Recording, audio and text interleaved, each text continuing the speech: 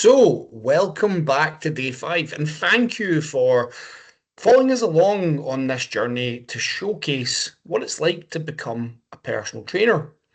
Now, on day 4, we went over the kind of things you can look at after your course, the careers and the options you have, and also how much money you might make. But there are still things you need to know, and we're going to try cover the rest of those things in this last day. And don't worry, this is the last day of the course. So if you've been following along so far, you'll know what comes next. And that's the slides. So let me just grab them and share with you. So day 5 is all about what else you should know. Now, first things first, and I think I mentioned this way back earlier on, fools jump in. Don't just take the first job offered to you. It might not be the right fit for you. It might be the wrong place for you. Instead, have a look at the different options available for you. And obviously, we covered those options in day 4. And I have mentioned prior that you should kind of have an idea of your business before getting a job. The problem with a lot of personal trainers that don't succeed in the gym that they go to is usually because they haven't thought the whole process through properly. How are you going to get clients? What are your strong points? Is there anything you think you do better than other people in the gym or other personal trainers?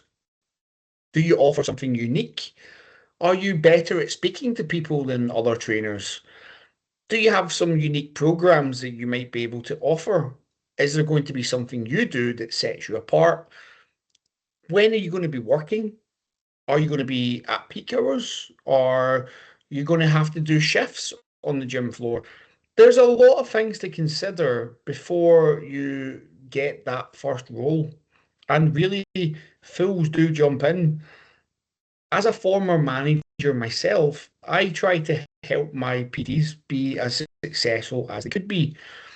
But often what we found was when a new PT came into a gym, they would typically fall into bad habits that other PTs do. They would typically not spend enough time speaking to people on the gym floor, and ultimately they would probably fail at building a business.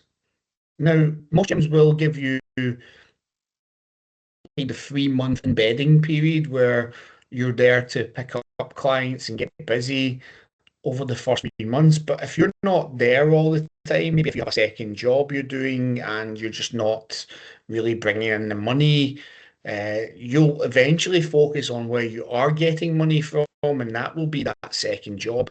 So it's probably best to look at the whole picture before you actually go into the job that you really passionately want to do, which is being a personal trainer. And that leads on to the next point very well. It can be hard work. Clients don't just fall at your feet. People won't just be climbing walls to get you as their personal trainer. And usually you have to work very hard to get clients and even harder to keep clients. As I've just alluded to, it does require planning. It requires that you have a marketing strategy. It requires that that strategy suits you. If your strong point isn't speaking to people, then they're going to have to find another way to attract people into your business. As a person in the gym, you're going to work with all sorts of different people, and you need to make sure that you are or have the ability to stand out a little bit from what everybody else is doing. So make sure that you already make that plan and that you can action it once you get there. One of the other things we discussed on day 4 was how much you'll make from a career, and it really can be lucrative. You're going to hear a lot of negatives from people around the personal training role because they weren't successful. You're going to hear a lot of negatives from maybe people who work in the gym that you work at because they aren't having the success they want for themselves. A lot of the time, that does come down to many different factors. It's not just about being lazy and not speaking to people in the gym, but it's important to know that it can be lucrative if you know how to do things properly. It's also probably one of the most rewarding things you can do. Seeing clients have success, taking somebody who's had an injury and helping them recover and get better, seeing people go through pregnancy and come out the other side feeling stronger than ever. There are so many benefits to working as a personal trainer and having a long career as a personal trainer that people often forget it because they're so focused on the money. It is so rewarding, even just to hear or get a message from a client saying that you've helped them. That's the reward. It isn't always monetary. The best part of the goal is seeing others get success, and it's not that that doesn't help when you're looking to make money, but money you get for helping people will ultimately come and go, but that feeling of helping somebody is something that will stick with you forever. Also, the better you get at helping people, the more money people tend to make. So again, that's something to remember, to not just chase money, but to actually think about helping people. And it's something to really remember on that journey towards being a personal trainer. Now, there has been questions in the past, and we wanted to add a little section about funding because people do ask how can they pay for their personal training course. And to be honest, there is obviously going to be funding available, and we cover what funding is available here for you. You can get an advanced learner loan, or sometimes it is called the 19 plus loan because it's for people who are 19 plus. And really, it's a loan that the government gives you to be able to have some kind of job. Typically, the job is vocational, which is why you might have to retrain. And again, personal training is a vocational course. It can take a little bit of time to actually get it sorted out. So if you are looking to use that as a road to personal training, it would be worthwhile looking at it early as possible. You, however, do not get the loan. The loan is paid directly to the course provider, and the loan will need to be paid back once you're earning a specific amount.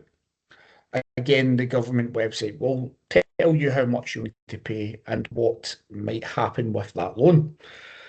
It's the most common kind of funding students apply for, but there are caveats to it. And in the next page, we will talk a little bit about them. The low value provision scheme, it comes with some hoops to jump through, but again, these hoops are things like you need to show you're looking for employment in the fitness field, so maybe going to gyms and applying for roles. You need to find out the costs of the course, so how much it will cost, and you need to visit an advisor and see if it is a viable thing for them to do. Sometimes you will not be given the the loan basically if there is no viability in it for them. It can be a very lengthy application process, even more lengthy than the advanced learner loan. And not every course provider will be able to meet the criteria of the scheme. So your low provision scheme might say that you have to attend workshops, and that may be in person. So there will be a lot of companies who won't be able to put you onto that kind of course. There will be, however, some that do. So you'll need to find them. And again, that's going to be part of finding out about the cost of the course. It's not really commonly used to get personal training courses, but it is worth a shot if that is a thing you want to look at. The other one here is Military Resettlement Grant, which is specific to military personnel.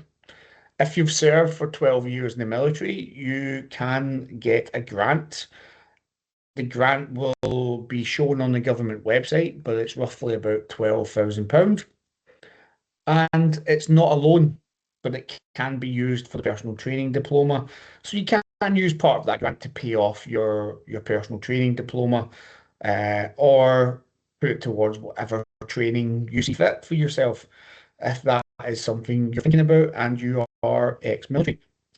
There is one more thing that we haven't got on screen here, and that is if you are a job seeker in the job centre. For job seekers, a lot of the time you will be able to ask your job coach about retraining for different jobs. And although it doesn't, I don't think it comes under the low value provision scheme, but it is something that they offer if the course is not over a certain amount of money. So it may be something you want to speak to your job uh, coach about and really ask them about the career you want to do. If this is the career you want to do, then speak to them and make them aware of that and say you want to work towards it. And then we can obviously help with any information you need above and beyond that. There are drawbacks to all of these different things, apart from really the military resettlement grant. And that's that you might not be put on the course that you want. A lot of the time, these provisions and loans will come with specific centres that do these things, and they are picked by the government. So again, you might have to go to a centre that offers a specific type of training, and it might not be for you. It might make things harder, and that can be a thing you really need to think of when it comes to getting funding, if that's something you need.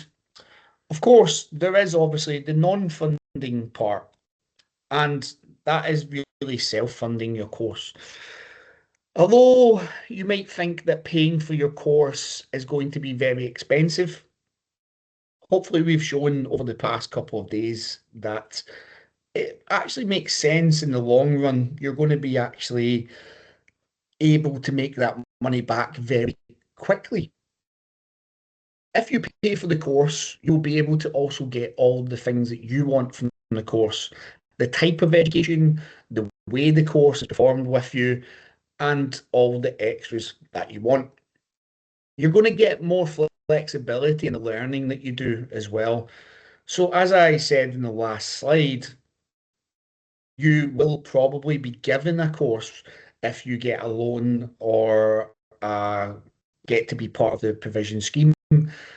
They will tell you, the course provider, that you have to go with, and they will check in on you and they will be doing X, Y, and Z to make sure that you are doing the things that should be done on the course. Whereas when you are doing the training with yourself, it's going to be more flexible because you are your own boss when it comes to learning. If you don't want to turn up one week because you're not feeling well, that's fine. We don't question that. But if you're on one of the teams, they will. So it is worthwhile thinking about the longer term application and how it will affect you if you have a bad day. It might also work out cheaper in the long run than getting the government loan. So one of the things I said I would mention is the fact that the loan is a loan, but it also has interest on it. Typically, as well, if you're getting a government funded course, it's going to be more expensive. So if we look at the government funded loan for the PT course with uh, the government run agency, we are looking at maybe £2,700 in that kind of field, and then you'll have interest on top of that.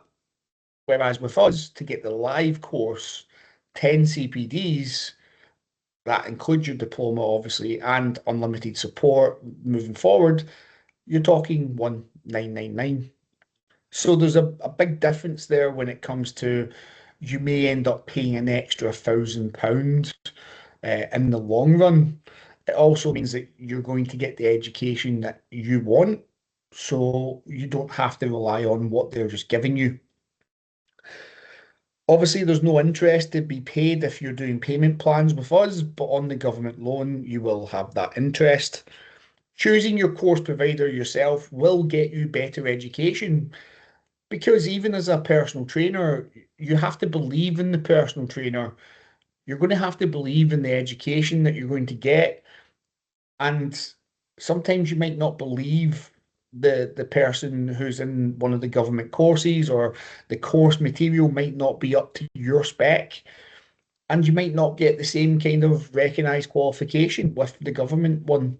It might be run and regulated, but it might not be up to active IQ standards where you can take it worldwide. So when we talk about a better recognised qualification, we're talking about you might want to move countries at some point. You might want to travel the world and be a personal trainer.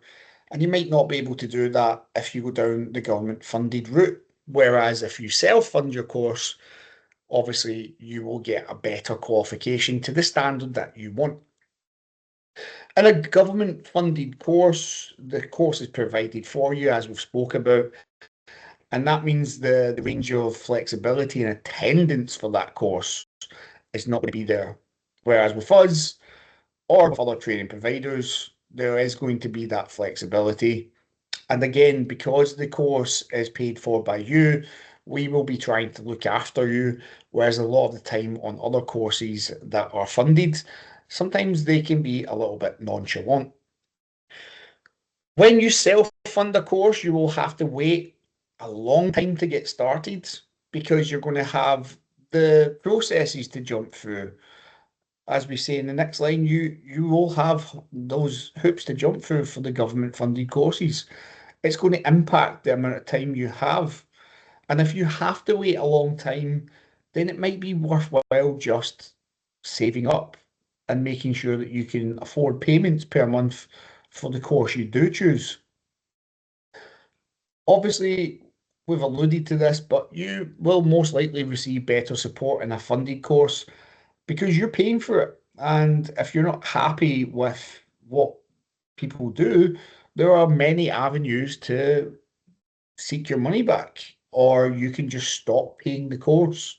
Whereas when you're doing a government funded course, you're locked in and you will have to pay that loan back at some point. And also just think about the kind of needs that you have. We have had students who have dyslexia, who have visual impairment, who have had other issues, and every time an issue has come up, we have looked on how we can support that student. That's not always going to be the case when it comes to non your funded courses. They might not have the provisions to support in the kind of way that a centre like IPT can, or other course providers that are private. And also, it's just that extra investment that allows you to get your own education and that extra freedom that comes with it. When you're locked into a government funded course, you might not get that, and you probably won't. And the reason being is because they dictate what happens, because they're the ones paying for it. Whereas when you're paying for it, you have that extra freedom. And we work with students on the basis of their education, not on what we say. So it's a lot to think about when it comes to how you're going to pay for your course, if it is indeed what you want to do. And we want to make sure that you are fully informed with all these things. So please, if you do have any questions, ask them to us. I just want to take this time to quickly thank you. And if you do have any questions, you can simply put them in the classroom stream that we have provided as part of this course. You can email us at iptqualifications@outlook.com. You can drop us a message on 07961 915133, But if you are really wanting to do your personal training course and you want to actually have a proper discussion with us, there will be a link in the section for this video for you to actually come on have a video chat with myself and to see if the personal training course is the right fit for you. These are no pressure conversations that we have. We are not interested in chasing students. We're not interested in making your life hell by sending you multitudes of emails. We want to make sure that you are really confident and comfortable that we're the right provider for you. And in doing that, we know we have to make sure that you get all the information you can. So if you want to have that conversation, please just click link and book your video call with us. Thank you again for taking part in these 5 days, and I hope it's been educational for you because that's what we try to provide at IPT. We don't want to hide any of this stuff from you, the student, and we want to make sure that everybody, when they're picking their course, does so with open eyes now and not just picking the first course that pops up on Google. Thank you again, take care, and we will see you soon. Hopefully.